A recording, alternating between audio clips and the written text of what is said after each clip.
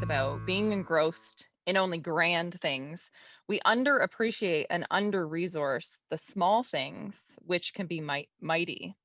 On page 15, there's also a mention of system change will come from the accumulation of small changes.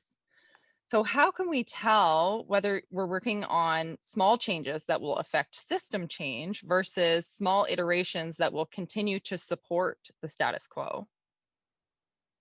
Such a nice question, because I do think that part of the discourse around innovation is this assumption that it needs to be big and bold and shiny in order for it to be new and different. And I think the work that Gord and I have leaned into over the last 5 years has been much more about recognizing that the axes of change come in moments and interactions, that it's not about the new app, it's not about the new kind of casing on things. It actually comes down to how we show up with one another, the ways in which a community member or a neighbor interacts with a person that is street involved, or the ways in which folks that come with labels or diagnoses that the system ascribes interact with the rest of the world.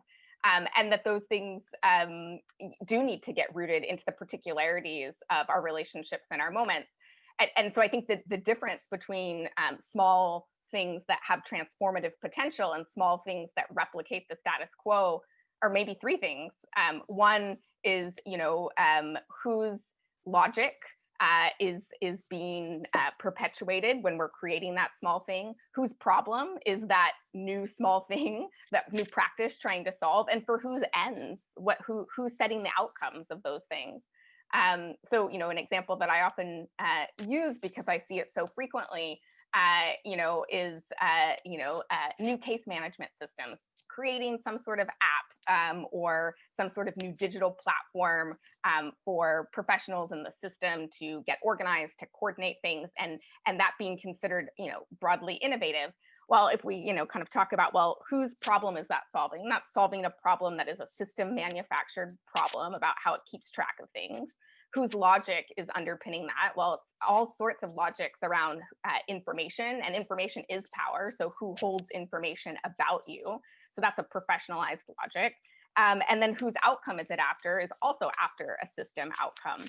And so, if you flip that and start to ask some significant, kind of critical questions about that practice, which is, actually what kind of information do we collect? Who's privy to that information? Why have we constructed systems in which information about people is only given access to some, and actually the person whose information it is doesn't see that, isn't part of that process, isn't privy to it, isn't using that information as part of their behavior change or part of their journey or trajectory.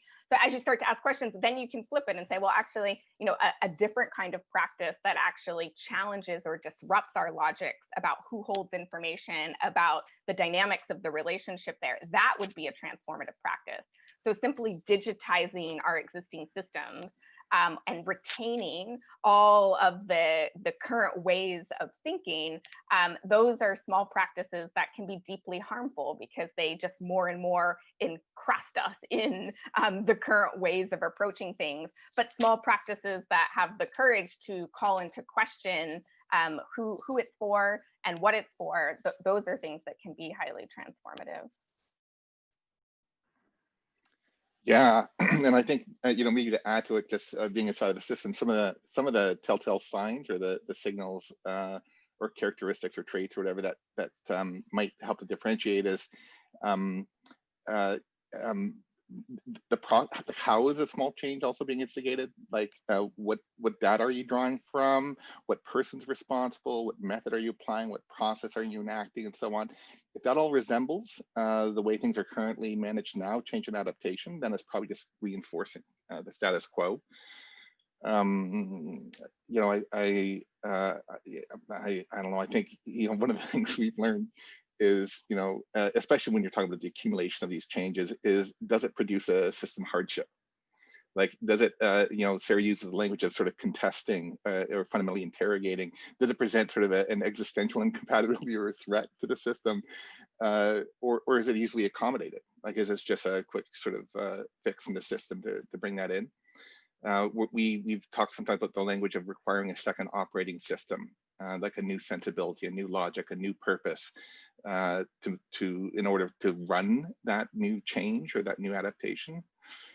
And maybe looking at how involved are the people you're supporting or serving, like how important in our case are people with disabilities and families, and co-designing it, because the less that they're involved, then the more likely we're just creating a system adaptation.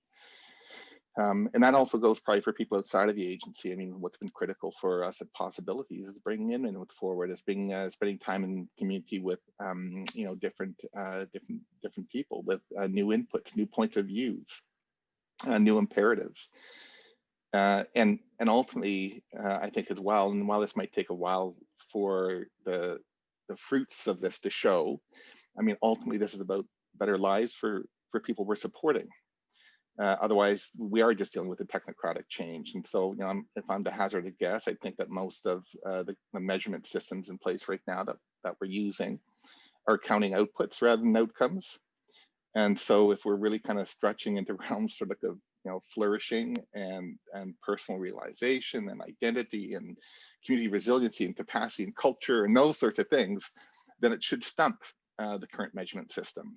It should sort of create a need for looking at things a little differently, for doing something, for evaluating differently.